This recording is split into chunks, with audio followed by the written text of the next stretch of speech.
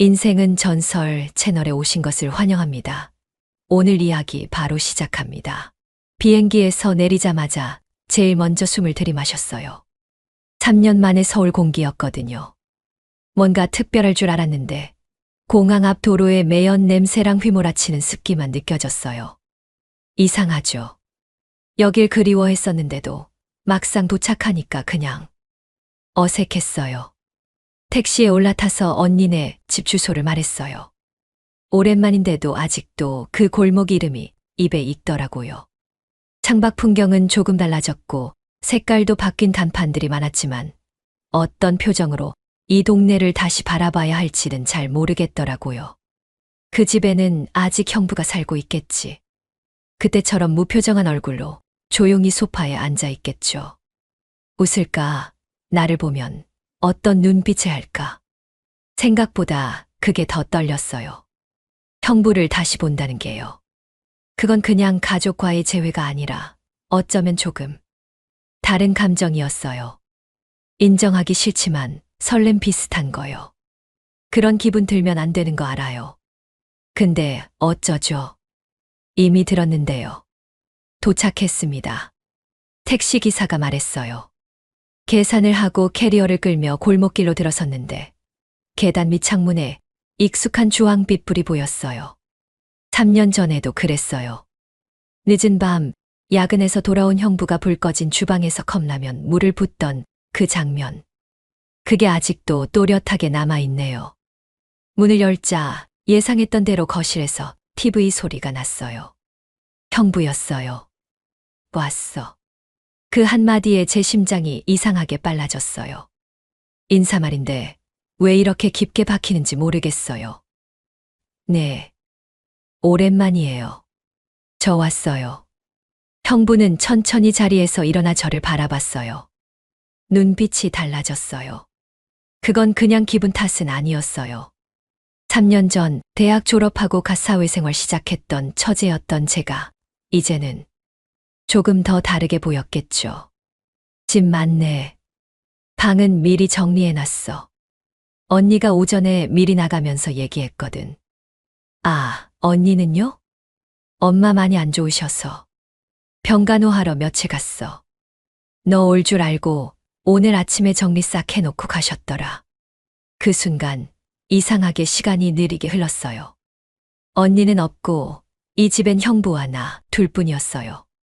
그게 아무렇지 않아야 하는데 어쩐지 온몸이 말랑해지는 기분이었어요. 형부는 다시 소파에 앉았고 저는 조심스럽게 캐리어를 끌고 방 안으로 들어갔어요. 불을 켜고 창문을 열었는데 여전히 그 골목 특유의 소음이 귀에 들어오더라고요. 그런데 그 와중에도 거실 쪽에서 들려오는 작은 TV 소리와 형부의 숨소리가 더 크게 느껴졌어요. 나는 지금 뭘 기대하고 있는 거지? 아니야. 그런 생각 지금은 하지 말자. 그렇게 마음을 다잡았지만 자꾸만 시선이 거실 쪽으로 흘러갔어요. 그 사람은 아무 말도 하지 않았지만 왠지 내가 돌아오길 알고 있었던 것처럼 아주 오래전부터 기다리고 있었던 사람처럼 느껴졌거든요. 형부가 퇴근한 건 밤 10시가 조금 넘은 시각이었어요.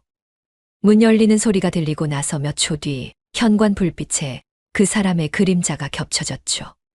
저는 방 안에서 조용히 귀를 기울이고 있었는데 냉장고 여는 소리, 병 따는 소리까지 들리는 순간 이상하게 가슴이 쿵 내려앉더라고요.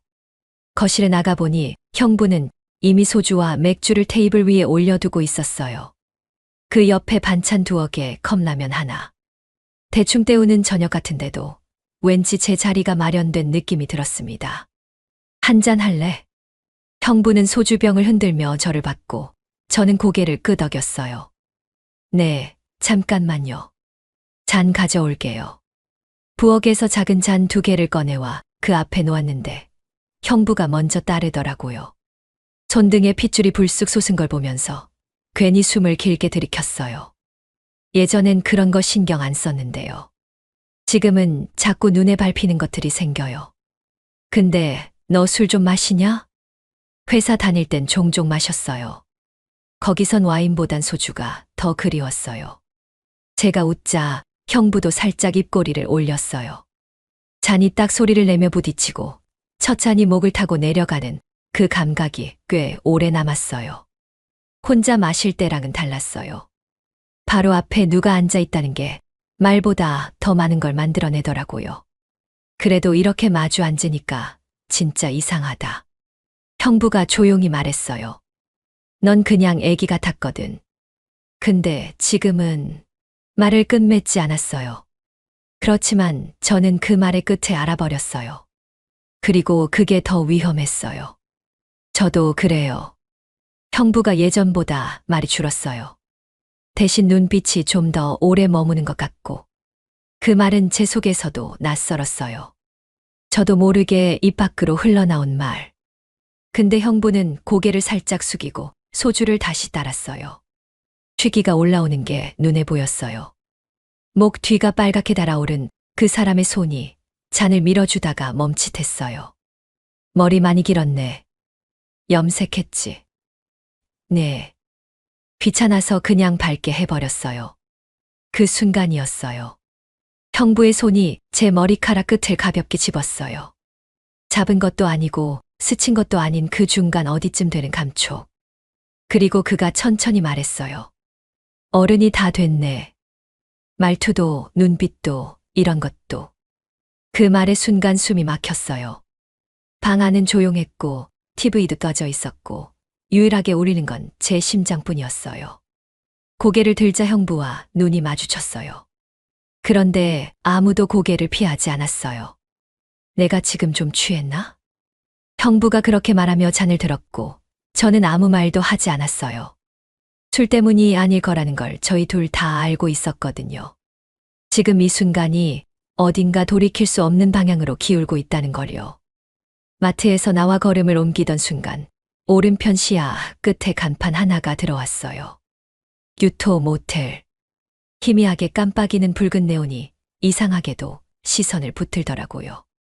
형부는 여전히 무심한 얼굴로 내 옆을 걷고 있었고 손에 들린 비닐봉지가 바람에 살짝 흔들릴 뿐 특별한 말은 없었죠. 그런 침묵이 오히려 더 마음을 뒤흔들었어요. 바람도 없고 조용한 골목인데도 마음이 먼저 소란스러워지는 순간 있잖아요. 그런 밤이었거든요.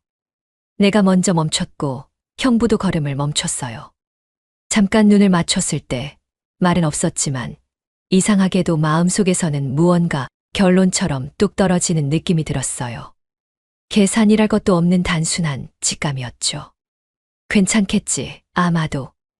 아니, 내가 이 사람을 끌고 들어가도 그가 외면하지는 않을 거라는 막연한 확신 같은 것. 그 말도 안 되는 믿음이 용기를 만들어내는 걸 보면서 스스로도 좀 놀랐어요. 형부의 옷자락을 잡았어요. 그가 고개를 돌리는 순간 그 짧은 시간 안에 내 표정을 얼마나 잘 읽었는지 알 수 있었어요. 눈을 피하지 않고 말없이 시선을 붙잡는 그 얼굴. 나는 팔짱을 끼었고 그는 잠시 숨을 고르더니 작게 물었죠.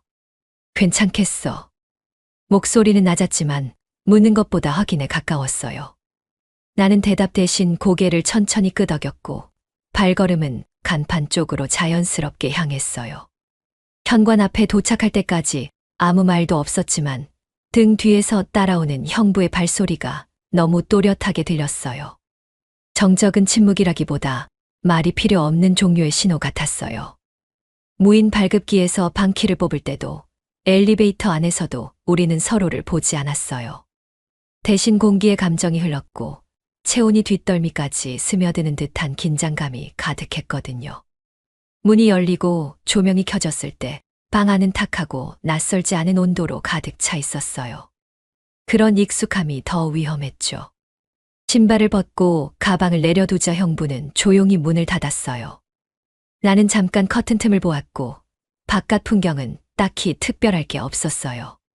하지만 이 방 안에서는 모든 게 달라질 거라는 예감이 짙게 내려앉기 시작했어요. 어쩌면 이 순간부터 우린 되돌릴 수 없는 강을 건너는 거겠죠. 형부가 다가왔고 나는 몸을 돌려 천천히 그의 얼굴을 바라보았어요. 그렇게 가까이 마주보는 게 처음은 아니었지만 이번엔 눈빛이 달랐어요. 가볍게 머리카락을 넘겨주는 손길이 닿는 순간 등줄기가 먼저 반응했어요. 눈을 감을 필요도 없이 감각이 먼저 움직이더라고요. 입술이 닿았고 숨이 섞였어요. 목선으로 이어지는 입맞춤이 조심스럽게 내려왔고 손끝은 셔츠 단추를 천천히 풀기 시작했어요. 옷감이 미끄러지는 소리조차도 들릴 만큼 방 안은 너무 조용했죠. 그 조용함이 체온을 부풀게 만들었고 몸이 겹쳐질수록 마음은 가벼워지기보다 무너지는 쪽에 가까워졌어요. 침대 가장자리에 걸터 앉으며 셔츠를 완전히 벗겼고 형부는 내 허리 라인을 따라 손을 올렸어요. 속옷 아래 닿는 감촉이 부드럽게 이어졌고 나는 한 손으로 그의 목덜미를 끌어당겼어요. 그건 멈추자는 신호가 아니라 더 깊이 가도 괜찮다는 표현이었어요. 말 없이도 감정이 다 전해진다는 걸 그날 밤 우리는 동시에 알게 되었어요. 창밖은 어둡고 커튼은 내려져 있었지만 우리 둘 사이엔 숨소리와 체온만 가득했어요. 모든 선은 그 밤 안에서 사라졌고 감정은 침묵 속에서 다 허물어지고 있었습니다. 아침 냄새가 코끝을 두드렸어요. 김이 모락모락 피어오르는 밥솥, 간장에 절여진 무언가의 짭짤한 향, 부스럭거리는 그릇 소리까지 모든 것이 너무나 일상적이라 순간 어제의 밤이 꿈이었나 싶을 정도였죠. 몸을 일으키는 데는 조금 시간이 걸렸어요. 누워있던 내내 무릎 안쪽이 간지러웠고 이불 속 체온이 이상하게 더 오래 남아 있었거든요. 거실로 나가자 언니는 마치 늘 그래왔다는 듯 아침상을 차리고 있었어요. 앞치마를 하고 머리를 질끈 묶은 모습, 그 손끝에 익숙한 리듬, 아무렇지 않은 얼굴. 식탁 위엔 달걀말이, 된장국, 고등어조림 같은 평범한 반찬이 가지런히 놓여 있었고요.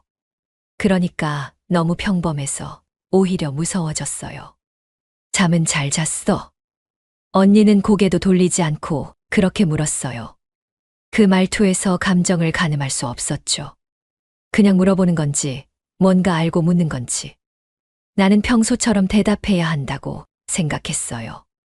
그렇게 하려다 목소리가 이상하게 떨릴 것 같아서 고개만 끄덕였고요. 형부는 이미 식탁에 앉아 있었어요. 전날보다 훨씬 편안한 차림이었고 손엔 젓가락이 들려 있었죠.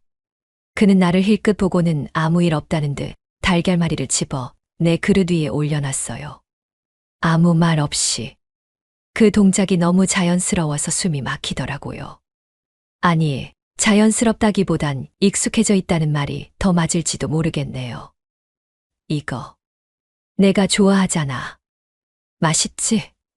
형부의 말에 언니는 고개를 돌려 나를 바라봤어요.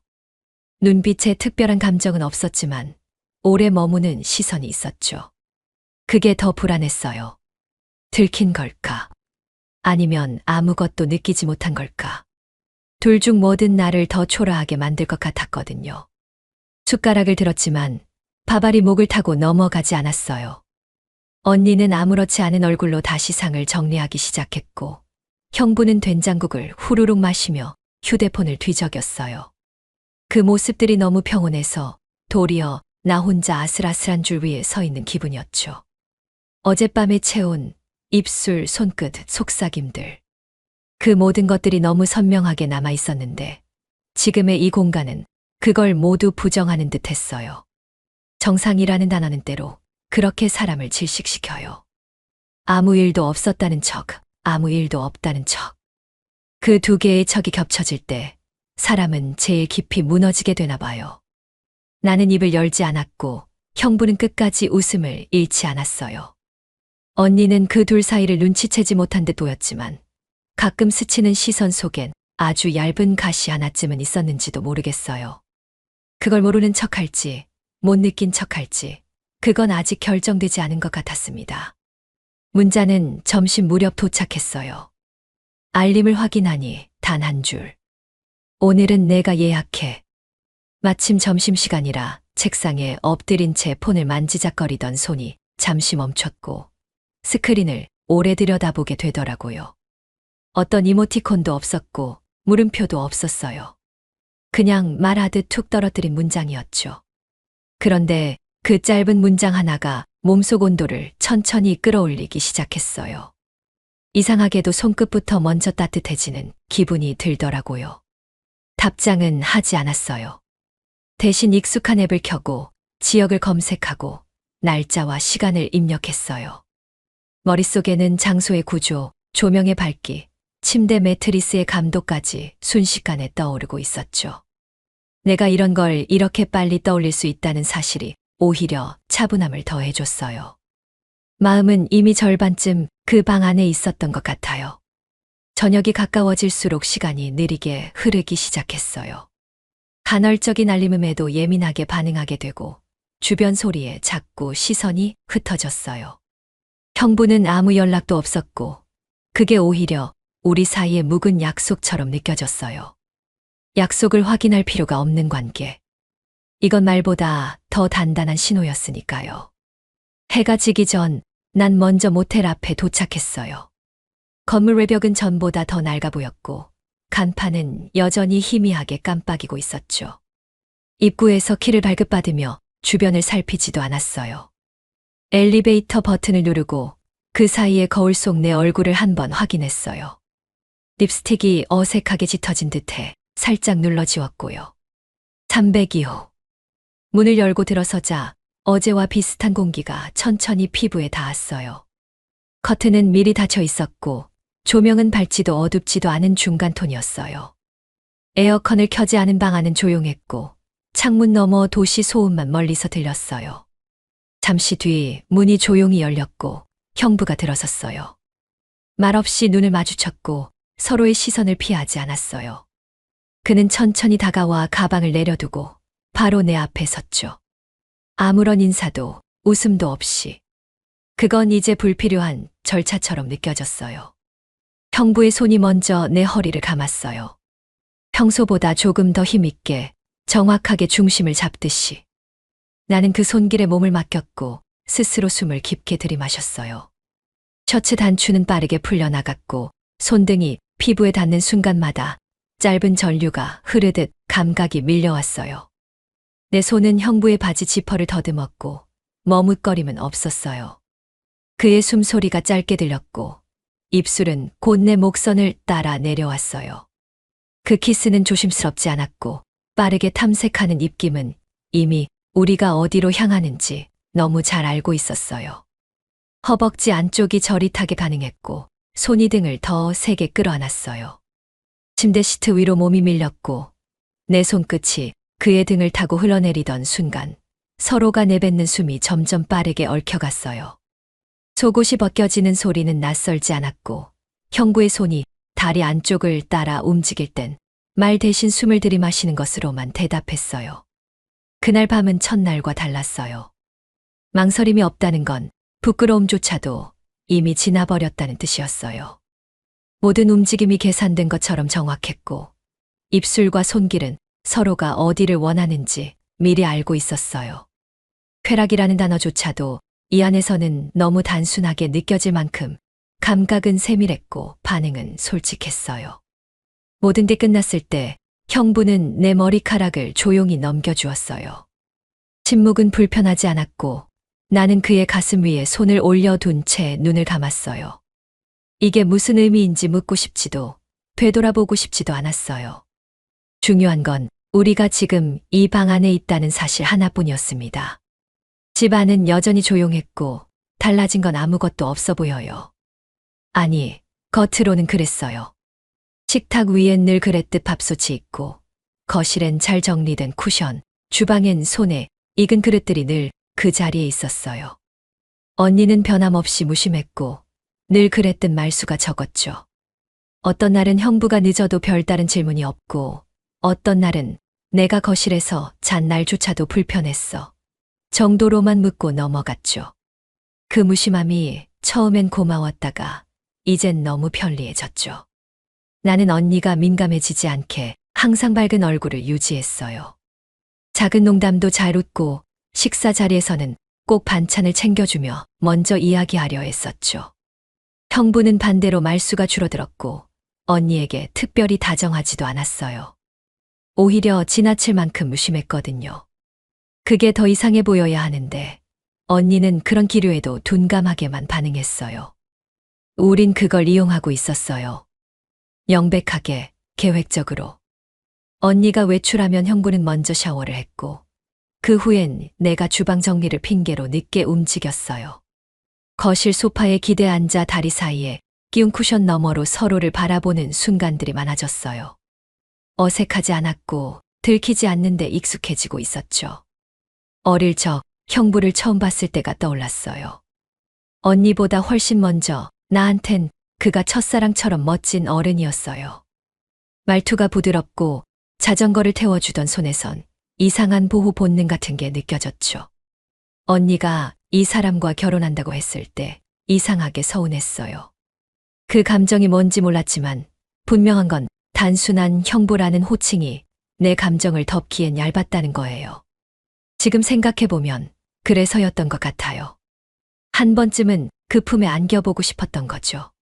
그게 정확히 어떤 의미인지 몰라도 단지 안기기만 해도 어릴 적 내 모든 허기가 사라질 것 같은 착각이 있었거든요. 그리고 그 착각은 지금은 너무 생생한 실체가 되어 내 손끝에 남아 있었어요. 이 집은 이제 우리 둘만의 은신처였어요. 문 하나만 닫으면 여기서 무슨 일이 벌어지는지는 아무도 몰랐어요. 조심하는 건 기본이고 오히려 평온한 척하는 기술은 날이 갈수록 정교해졌어요. 언니는 점점 더 안심해했고 나는 그 안심을 유지하기 위해 더 밝게 웃었죠. 형부는 나보다 훨씬 더 조용했어요. 하지만 그의 손끝, 눈빛, 움직임은 정확했어요. 언제, 어디서, 어떻게 손을 얹어야 할지를 너무 잘 아는 사람처럼요. 계획은 말로 하지 않았지만 둘 다 같은 방향을 보고 있었어요. 언니가 모른다는 걸 믿기 시작한 순간부터 우리 사이엔 공모자 특유의 조용한 긴장이 생겨났어요. 어쩌면 이 긴장감이 우리가 이 관계를 멈추지 못하는 진짜 이유일지도 모르겠어요. 그건 사랑보다도 훨씬 깊고 오래가는 종류의 결속이었어요. 형부가 요즘 너무 힘들어 보여. 언니가 그렇게 말하며 캠핑을 제안했을 때 나는 선뜻 대답하지 못했어요. 결혼 6년 차, 일에 지친 얼굴을 한 형부. 그 사람과 단둘은 아니었지만 한적한 산속이라는 공간이 이미 무엇을 의미하는지는 분명했거든요. 나는 결국 따라 나섰어요. 기회라는 건 그렇게 스스로 만들지 않아도 찾아오는 법이니까요. 장작불이 꺼지고 언니는 텐트 안에서 조용히 잠이 들었어요. 숨소리가 일정하게 들리는 걸 확인하자 나는 슬그머니 몸을 일으켰죠. 마치 기다렸다는 듯 형부도 따라 일어나더라고요. 말도 없었고 눈빛도 오가지 않았어요. 그저 같은 속도로 같은 방향으로 천천히 걸었어요. 어두운 오솔길, 풀냄새, 얇은 바람막이 사이로 스미는 공기. 말없이 걷는 동안에도 나는 형부의 손등을 2번이나 훔쳐보았어요. 차마 닿지는 못했지만 발끝과 발끝이 가끔 스칠 때마다 심장이 훅 하고 위로 튀었죠. 형부는 한마디 말도 없이 길 옆 작은 간판을 가리켰어요. 작은 글씨로 객실 이용 가능이라 적힌 숙소. 너무 조용해서 더 유혹적이었어요. 들어갈래? 그 말이 나왔을 때 나는 고개를 끄덕이기만 했어요. 입을 열면 그 끓어오르던 감정이 소리까지 따라 흘러나올까봐 무서웠거든요. 체크인 따윈 없었어요. 무인으로 운영되는 작은 숙소. 방 안은 은은한 조명, 벽에는 숲 사진이 걸려 있었고 커다란 침대 하나가 방 한가운데 놓여 있었어요. 문을 닫고 형부가 먼저 말했죠. 여기까지 온 거 괜찮은 거지? 나는 뒤돌아보지 않고 고개를 끄덕였고 숨소리는 그 순간부터 달라졌어요. 형부가 먼저 다가왔어요. 나는 허리를 가볍게 끌어당겼고 이마에 닿은 입술은 조용히 체온을 묻혔어요. 셔츠 단추가 하나씩 열리며 그 사이로 미세하게 떨리는 손가락들이 스쳤죠. 피부에 닿는 체온, 고개를 숙여 내려오는 입맞춤, 손끝이 허리선을 따라 미끄러지던 감각. 나는 그걸 모두 감싸 안고 천천히 형부의 손을 감쌌어요. 머리카락이 어깨에 떨어질 때 그의 입술이 목선을 따라 흘렀고 숨이 깊게 가라앉았어요. 발목이 들렸고 허벅지 안쪽까지 스쳐 지나던 손길은 잠시 멈췄다가 다시 이어졌어요. 셔츠가 벗겨지고 안쪽으로 들어온 손이 등을 따라 허리를 감았을 땐 입술에서 짧은 숨이 터졌죠. 눈을 감은 채 손끝으로만 서로의 마음을 훑었어요. 침대 시트가 조용히 일렁였고 천천히 두 사람의 리듬이 하나로 이어졌죠. 숨소리가 그날 밤을 증명하고 있었어요. 지나간 뒤에도 오래도록 서로를 바라보았어요. 말이 필요 없을 만큼 모든 게 전해졌거든요. 그리고 둘은 다시 텐트로 돌아왔어요. 언니는 여전히 자고 있었고 숨소리는 아까와 다르지 않았어요. 나는 조심스럽게 침낭에 들어가 누웠고 형부는 곁에 조용히 누웠어요. 빛 하나 없는 어둠 속에서 그의 손이 내 손등 위에 살짝 닿았어요. 나는 아무 말 없이 그 손을 잡았죠. 깊은 밤, 언니의 바로 옆에서 그와 나 손을 맞잡은 채 그날 밤의 체온을 나누고 있었어요. 아침 식탁에 앉았을 때 언니는 평소와 다름없는 얼굴로 반찬을 하나씩 놓고 있었어요. 계란찜이 부풀지 못하고 납작하게 주저앉아 있는 걸 보면서 나도 모르게 피식 웃음이 났죠. 예전 같았으면 이런 아침상이 고맙기만 했을 텐데 이제는 그 안에 작은 균열이 하나씩 보이기 시작했어요. 형부는 숟가락을 들다 말고 슬쩍 내 쪽을 바라보더니 조용히 웃으며 말했어요. 어제 내가 해준 거 진짜 맛있더라. 그 말에 언니의 젓가락이 잠시 멈추는 게 느껴졌어요. 대단한 말도 아닌데 그 잠깐의 정적은 내 안에서 이상하게 오래 울렸어요. 형부는 아무렇지도 않게 반찬을 입에 넣었고 나는 일부러 언니를 보지 않았어요. 설거지를 도우며 내가 먼저 말을 꺼냈어요. 언니 요즘 잠은 좀 자요? 눈 밑이 많이 피곤해 보여서. 응, 괜찮아. 그냥 좀 뒤척였나 봐. 그런 말, 보통은 걱정해서 묻는 거지만 나는 확인하려고 물은 거였어요. 언니가 흔들릴 준비가 되어 있는지를. 그날 저녁 형부가 문자를 보냈어요. 오늘은 내가 먼저 시작해봐. 내가 해야 더 설득력 있어. 그 말이 무슨 뜻인지 알면서도 처음엔 손이 망설였어요. 하지만 그 잠깐뿐이었죠. 나는 언니가 샤워실에 들어간 틈을 타서 형부와 거실에서 앉아 있었어요. TV는 켜져 있었지만 우리는 아무것도 보지 않고 있었어요. 형부는 낮은 목소리로 말했어요. 가끔 이런 생각이 들어. 내가 그냥 틀린 사람을 선택했을 수도 있겠다는. 그 말을 듣고 나는 무릎을 모은 채 앉아있던 다리를 천천히 풀었어요. 형부가 틀린 사람을 택한 게 아니에요. 형부 인생에 맞춰야 할 사람이 틀린 거겠죠. 말하고 나니 나 자신이 조금 무섭기도 했지만 이미 되돌릴 수는 없었어요. 언니가 나오는 소리에 우리는 곧 아무 일 없던 사람들처럼 웃었고 그날 밤 나는 거울 앞에서 속눈썹을 한 올 한 올 올려가며 스스로에게 말했어요. 이건 복수가 아니라 자격을 되찾는 거야. 그 다음 날 언니가 출근하자마자 나는 형부와 장을 보러 갔어요. 평범한 마트 속에서 나는 일부러 언니가 자주 먹는 제품을 하나하나 무시했어요. 이거 언니 싫어하지 않았어요? 아니, 좋아했는데. 그랬나? 나 요즘 이게 더 좋던데요. 형부는 웃으면서도 말없이 그걸 장바구니에 넣었고 그 순간 난 알았어요. 점점 더 내 쪽으로 무게가 기울고 있다는 걸요. 저녁엔 일부러 언니의 핸드폰을 살짝 확인했어요. 문제될 건 없었지만 형부에게는 이렇게 말했죠. 형부, 언니 요즘 이상해요. 전화 안 받는 시간도 많고 통화 기록도 좀 비었더라고요. 내가 확인해 볼게. 형부는 그 말에 곧장 무언가를 믿어버린 눈빛이었어요. 이 모든 일들이 아주 조용하게 일상이라는 외피를 입고 흘러가고 있었지만 나는 알고 있었어요. 이 집은 더 이상 언니의 성이 아니었고 곧 내 왕국이 될 겁니다. 처음엔 이상한 시선 정도였어요.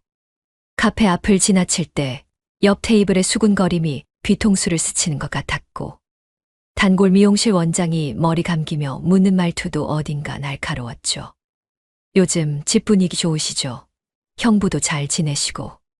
그 말에 나는 웃으며 넘겼지만 속으로는 이미 알고 있었어요. 이 동네 좁디 좁은 입과 눈 사이에서 우리가 지켜야 할 선은 무너졌다는 거요. 한 번 틀어지면 절대 예전처럼 덮을 수 없는 게 이런 분위기거든요. 형부는 퇴근하자마자 거실 창문부터 닫았어요. 누가 보고 있을 것 같아. 그 한마디에 나도 모르게 창밖을 봤고 맞은편 아파트 베란다에 놓인 커피잔이 괜히 불안하게 느껴졌죠. 언니는 그 와중에도 아무 말 없었어요. 그녀 특유의 묻어남으로 그냥 그런가 보다 하는 듯 보였지만 식탁 위에 놓인 휴대폰을 한참 들여다보다가 조용히 주방으로 사라지던 뒷모습은 낯설었어요. 며칠 뒤 언니는 메모 한 장만 남기고 사라졌어요. 잠시 쉬고 올게. 다른 말도 다툼도 없이 그렇게요. 형부는 그 메모를 아무 말 없이 찢더니 한쪽 입꼬리를 올리며 말했어요. 이젠 우리가 어떻게 살지만 남은 거야. 나는 그 말을 기다리고 있었어요. 이 모든 소문이 시작되기 전부터 어쩌면 이사할 준비를 해왔던 것 같아요. 박스를 꺼내고 옷장을 열고 냉장고 속 정리를 하면서도 우린 이상하리만큼 평온했어요. 짐을 싸는 손길 사이 형부는 내 뒤에서 허리를 감싸 안았고 그 순간 나는 다시 한번 확신했어요. 우린 끝까지 함께 갈 사람들이라고요. 동네를 떠나기 전날 밤 현관문 앞에 서서 마지막으로 신발장 위에 놓인 가족 사진을 바라봤어요. 언니가 웃고 있던 그 사진 속에서 나는 이미 오래전부터 자리를 바꾸고 있었던 것 같았어요. 그리고 다음 날 우리는 조용히 떠났습니다. 이름도 주소도 바꿨고 아무 일도 없었던 듯 새로운 집의 문을 열고 들어섰습니다. 새벽 공기는 이곳에서도 비슷했어요. 하지만 그 안에 섞인 냄새, 거리의 소음, 사람들이 걷는 속도 같은 건 전혀 달랐죠. 낯선 동네에서의 첫 장을 넘기는 느낌이랄까. 이제부터는 정말 우리 둘만의 이야기라는 걸 스스로에게 반복하면서 나는 주방으로 향했어요. 형부는 앞치마를 두르고 아침을 준비하고 있었어요. 달걀을 젓는 손길이 전보다도 부럽고 팬에 기름을 두를 때 나를 한번 쳐다보는 눈빛도 다정했죠. 계란말이 좀 짜도 봐줘. 그 말에 웃음이 나왔고 나는 그를 등 뒤에서 안았어요. 이게 부부라는 거구나. 그런 착각조차 자연스럽게 느껴졌어요. 장은 늘 같이 봤어요. 카트를 끌며 천천히 걷고 고기 앞에서 고민하다가 어느 순간 손등이 겹치는 일도 당연해졌죠. 형부는 내게 물었어요. 내가 아내였으면 이런 삶 괜찮았을까? 이미 괜찮은데요. 그 대답에 그는 아무 말 없이 손을 잡았어요. 손가락 사이로 전해지는 온기가 전보다 더 선명했어요. 밤이면 어김없이 한 침대 위에 누웠어요. 불을 끄고 서로의 체온을 확인하며 말없이 어깨에 얼굴을 묻는 그 시간이 이전엔 죄책감이 스쳤던 자리였지만 지금은 그저 편안했어요. 그는 머리칼을 넘기며 자주 속삭였어요. 지금처럼만 살자. 아무 일 없던 것처럼. 하지만 모든 게 지나치게 조용했어요. 문 밖엔 인기척 하나 없었고 이웃과 눈이 마주친 적도 드물었죠. 햇살도 어딘가 눅눅했고 창문을 열면 늘 습기 냄새가 가득했어요. 익숙해지려 애썼지만 어딘가 정리되지 않는 불안이 방 안에 맴돌았어요. 그날 밤 침대맡에 앉아 발가락을 만지던 형부가 나지막이 말했어요. 이렇게 조용하니까. 무섭다. 왜요? 조용한 곳엔 꼭 누가 숨어 있는 것 같잖아. 그 말을 듣고 나는 괜히 불을 켰어요. 분명 아무도 없는데 벽지에 붙은 작은 그림자 하나가 우리의 고요를 슬쩍 흔드는 것 같았거든요. 마트 계산대 앞 평소보다 느리게 지나가는 시간이 이상하게 낯설게 느껴졌어요. 나는 형부와 장을 보던 길, 잠시 들른 카페에서 오래전 동창을 마주쳤고 가볍게 인사만 하려던 게 몇 마디 웃음 섞인 대화로 이어졌죠. 형부는 멀찌감치 떨어져 있었고 나는 그걸 당연하게 받아들였어요. 그런데 집으로 돌아가는 길, 형부의 손등이 운전대 위에서 잔뜩 굳어 있는 걸 봤을 때 무언가 잘못됐다는 걸 알았어요. 거실 불을 켜기도 전에 형부는 묻지 않았어요. 그 남자 누구야? 딱딱하게 꺾인 말투, 숨을 삼키는 내 입에서 아무 대답도 나오지 않았고 형부는 숨을 내쉬며 다시 말했죠. 너도 날 속이는 거야? 말도 안 되는 질투였어요. 우리가 얼마나 많은 걸 함께 지나왔는데, 내가 무엇을 포기하고 이 삶을 선택했는데, 형부, 그냥 동창이에요. 우연히 마주쳐서. 웃더라. 눈 마주치고 웃더라. 그 말에 나는 숨이 턱 막혔어요. 형부가 본 건 그 웃음 하나뿐이었고, 그 웃음이 이 사람의 심장을 짓밟은 것처럼 굳게 다물어진 턱선이 아득했어요. 형부, 그게 그렇게 큰 일이에요. 나는 작게 말하며 다가갔고, 형부는 등을 돌린 채 말했어요. 너는 날 다시 무너지게 하지 마. 난 다시는 못 견딜 것 같아. 그제야 나는 형부가 선택한 이 삶이 얼마나 위태로운 외줄 위에 놓여 있었는지 깨달았어요. 이 사람은 나를 사랑하는 게 아니라 그저 날 자기 것처럼 받고 싶어 하는 거였어요. 그날 밤 침대에 누운 형부는 평소처럼 내 머리카락을 만지지 않았어요. 내 손을 잡지도 등을 감싸지도 않았고, 나는 등 돌린 그 사람의 뒷모습을 보며 한참을 깨어 있었죠. 불은 꺼졌고 숨소리만 남았는데 이 고요가 처음으로 무서웠어요. 사랑이 아니라 갇힌 기분이었어요. 나는 지금 점점 형부의 감정 안에 눌려가고 있었던 거예요. 나는 단지 오래된 친구와 커피 한 잔 마셨을 뿐인데 그가 그걸 외도처럼 받아들일 줄은 몰랐어요. 카페 창가에 앉아 웃음을 터뜨리며 이야기할 때 무의식의 체온은 평소와 다르지 않았는데 집에 돌아오자마자 그는 날카롭고 낮은 목소리로 말을 뱉었죠. 너 누구랑 웃은 거야? 놀란 나는 그냥 친구야. 오랜만이라. 그렇게 대답할 때 나는 내 손바닥이 땀으로 축축해지는 걸 느꼈어요. 그가 가까이 다가와 내 어깨를 세차게 잡아당기자 심장이 덜컹했죠. 거짓말하지 마. 그의 음성엔 질투와 불신이 섞여 있었어요. 나는 고개를 저으며 뒤로 물러났는데 그는 내 등을 미는 힘이 더 세졌어요. 날 속이는 거야? 그 질문은 칼보다 깊게 심장에 박혔어요. 내가 흔드는 목소리로 겨우 아니야, 정말 아니야 라고 말했지만 그가 내 앞을 가로막았어요. 그게 다야? 정말 다야. 소유욕 어린 그의 눈빛이 나를 완전히 가두고 있었죠. 그가 급히 팔을 내 허리로 감고 숨소리가 목덜미에 울려 퍼졌어요. 나는 반사적으로 거부하려 했지만 그의 체온은 갑자기 무거워졌어. 내 온몸이 반응하고 있다는 걸 알게 되었어요. 이게 사랑이었다면 이렇게 불안하게 떨리진 않았겠죠. 그의 손이 옷 속으로 미끄러져 내 몸을 압박할 때 나는 처음 깨달았어요. 이건 사랑이 아니라 질투로 포장된 소유욕이라고. 내 거부감과 두려움이 커지며 공기가 질식할 듯 무거워졌어요.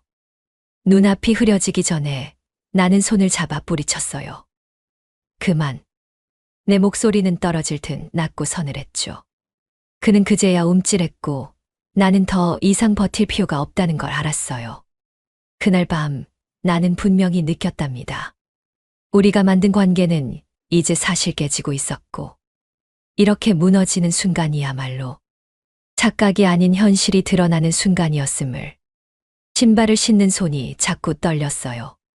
가방은 이미 문 옆에 나란히 놓여 있었고 현관문을 열면 이제 이 집과 끝이란 걸 알면서도 마지막 한 발이 그렇게 무거울 줄은 몰랐죠. 형부. 내가 부르자 형부는 거실에서 고개를 들었어요.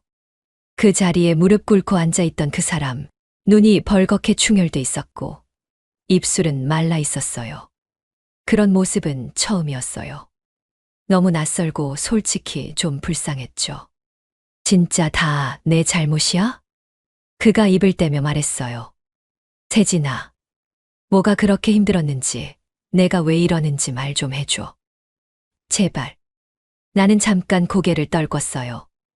대답을 준비하듯 숨을 깊게 들이켰고 끝내 그를 정면으로 바라봤어요. 형부는 지금도 모르겠죠. 침묵이 지나고 나는 한 단어씩 또박또박 내뱉었어요. 내가 심각하게 착각을 했네요. 형부는 그저 날 갖고 싶어 했을 뿐이에요. 내가 그 말을 하자 형부의 눈동자가 순간 흐트러졌어요. 뭔가를 반박하려다 멈추고 입술만 바르르 떨고 있었어요. 사랑해서가 아니라 그냥 내 모든 걸 쥐고 흔들고 싶었던 거잖아요. 그게 나였고 아니면 누구라도 상관없었던 거고요. 나는 점점 목이 메었지만 끝까지 말했어요. 그게 너무 숨 막혔어요. 나는 누군가의 소유물이 되고 싶지 않아요. 형부는 고개를 숙인 채 한동안 말이 없었어요. 나는 널 사랑했어. 조용히 중얼이듯 나직하게 말했어요. 너 없으면 안 될 것 같아서. 나는 조용히 고개를 저었어요. 그건 사랑이 아니라 집착이에요. 그 말을 끝으로 나는 가방을 들고 문고리를 잡았어요. 그 순간 형부가 무릎으로 기어와 내 다리를 붙잡았어요. 세진아, 가지마. 나 이제 진짜 다 고칠게. 너 없으면 진짜 나 아무것도 못해. 그 손을 내려다봤어요. 잡아당기지도 밀어내지도 않았어요. 하지만 내 표정엔 단 하나의 대답만 있었죠. 형부, 사랑은 떠나는 거예요. 나는 조용히 손을 뿌리쳤고 문을 열었어요. 뒤에서 그가 흐느끼는 소리가 났지만 돌아보지 않았어요. 나도 울고 있었거든요. 그걸 들키고 싶지 않았어요. 계단을 내려가는 동안 숨이 턱턱 막히고 눈물은 계속 났지만 내 발걸음만은 멈추지 않았어요. 그 집, 그 사람, 그 감정 모두 거기 남겨두고요. 형부는 모든 걸 내려놓고 떠났습니다. 어느 날 갑자기 아무 말 없이 짐을 싸서 시골의 한 절로 향했어요. 그곳에서 낮은 기와 지붕 아래 새벽 공기의 차가움까지 다 받아들이며 사소한 일상도 멈췄습니다. 형부는 머리를 삭발하고 고요 속에서 자신을 돌보기 시작했죠. 나는 언젠가 그 소식을 들었습니다. 절에 도착한 그는 언제나처럼 말 없이 걸으며 땀 흘리는 수행자들과 함께 조용히 밥을 짓고 법당에 들어가 절하고 혼자 계곡 물소리에 귀를 기울였다 합니다. 그가 스스로를 가두고 버리며 지냈다는 말을 들었을 때 마음 한구석이 두근거렸어요. 이 사랑과 집착 그리고 파괴, 그 무너진 무게를 어떻게 견디고 있나 궁금했습니다. 얼마 후 나는 우연히 듣게 되었죠. 그에게 어느 날 다가온 비구니가 있었다고요. 그녀는 나지막이 말을 걸었다 합니다. 마음은 물과 같아야 합니다. 그 말은 깊은 울림이었어요. 물을 가득 품어도 흘러넘치지 않고 마음을 비워도 텅 비지 않는 그 상태. 그 비구니는 그에게 이렇게 이야기했다 했죠. 너무 타지 마세요. 아픔이 무겁다고 물을 부어 채우면 그 물은 넘치거나 썩게 될 뿐입니다. 흘려보내야 하며 흐르며 비워야 합니다. 그는 말을 하지 않았지만 그 말을 곱씹으며 조용히 고개를 끄덕였다고 합니다. 나는 그 장면을 상상했어요. 달 밝은 밤, 창 너머 소리 없는 법당에 앉아 절벽 같은 속죄를 하는 그 사람. 그리고 문득 떠올랐습니다. 사랑이란 채우는 것이 아니라 버리고 비우는 것일 수도 있다는 사실요. 형부가 정말로 마음속 단단한 굴레를 놓는다면, 언젠가 물처럼 가벼워질 수 있다면, 이 긴 이야기는 조용히 그러나 분명히 끝날 수 있겠지요. 바람은 묵직했고 절마당의 풀잎도 차가운 숨을 쉬고 있었어요. 등잔불 아래 앉은 두 사람, 형부와 그녀는 말없이 찻잔을 들고 있었죠. 달빛이 창을 스치며 비구니의 어깨에 내려앉았고 형부는 그 곁에서 깊은 숨을 내쉬었습니다. 밤 공기가 제법 차네요. 그녀가 부드럽게 말하자 형부는 고개를 끄덕였고 그 말 한마디가 둘 사이의 공기를 바꿔놓았어요. 찻잔을 내려놓으며 그의 손끝이 조심스럽게 그녀의 손등에 닿았을 때 비구니는 놀라지 않았고 눈길도 피하지 않았습니다. 형부는 천천히 손을 감싸주었어요. 작은 손 안에 담긴 체온이 이상하게도 익숙했고 그녀는 손을 빼지 않은 채 조용히 시선을 창밖으로 돌렸습니다. 그 눈빛은 아무 말 없이 괜찮다고 말하는 듯 했어요. 이해할 수 없을 만큼 고요하고 깊었죠. 둘은 자리에서 일어나 작은 방 안으로 향했습니다. 기도방 옆 작게 마련된 침상 위엔 하얀 이불이 곱게 정리돼 있었고 창문은 닫혀 있었지만 겨울밤의 찬 기운이 여전히 들이쳤습니다. 그녀가 먼저 담요 위에 무릎을 꿇고 앉자 형부도 망설임 끝에 그 옆에 천천히 앉았어요. 방 안은 조용했고 불빛은 흐릿했습니다. 숨결이 가까워질수록 서로의 눈동자 안으로 체온이 스며들었고 그녀의 목덜미에 머물던 시선이 천천히 흐르듯 흘러내릴 때 형부는 멈춰선 채 조심스럽게 물었어요. 괜찮겠어요? 그녀는 천천히 눈을 감고 고개를 끄덕였습니다. 형부는 그녀의 어깨에 손을 올렸고 얇은 천 사이로 닿는 체온에 잠시 눈을 감았습니다. 바닥에서 느껴지는 찬기와는 달리 그녀의 손끝은 따뜻했고 숨결은 고요했어요. 그 순간 형부는 문득 마음속 어딘가가 벗겨지는 듯한 기분이 들었어요. 처제가 떠오르지 않았어요. 떠난 그녀가 아니라 눈앞에 사람 지금 숨쉬는 이 여인만이 모든 감각을 채우고 있었죠. 그리고 그는 생각했어요. 내가 사랑한 건 처제가 아니었구나. 그냥 여자를 원했던 거였지. 그 자각은 모든 걸 정리했어요. 사랑이라 착각한 집착, 순정이라 믿었던 열망, 그 모든 것이 결국 자기 안의 허기였다는 걸. 그리고 형부는 조용히 그녀의 등을 감싸 안았습니다. 그 밤은 그렇게 말없이 지나갔습니다. 오랜만에 다가온 그 얼굴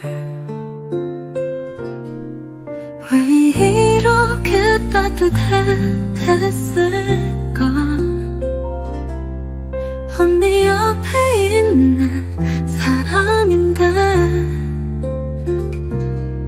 내 가슴이 먼저 뛰었어요. 형부 그대는 왜 날 그렇게 바라봤나요? 내가 착각한 건가요? 그건 사랑 아니에요.